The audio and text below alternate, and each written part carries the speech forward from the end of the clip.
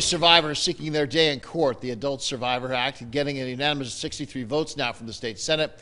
Proposed bill would create a one-year look-back window to allow victims of sexual assault 18 years or older to file a lawsuit against their offender. News 10 ABC's Capitol correspondent Amel Taliji joins us to talk about why survivors and supporters are pushing for this piece of legislation.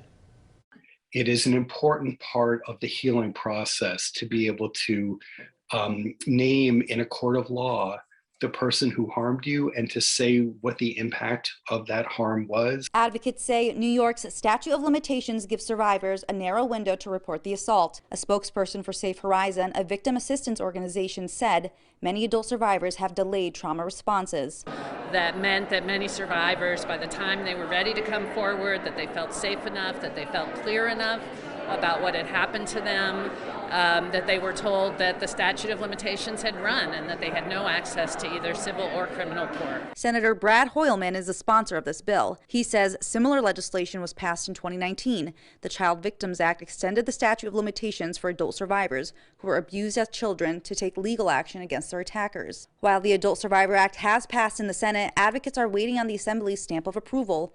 The same legislation was brought to the floor last year, but did not pass in the Assembly. Senator Hoylman said this could be due to concerns of false claims coming forward, as well as financial interest with insurance groups. He says the chances of that happening don't compare to the injustice survivors go through.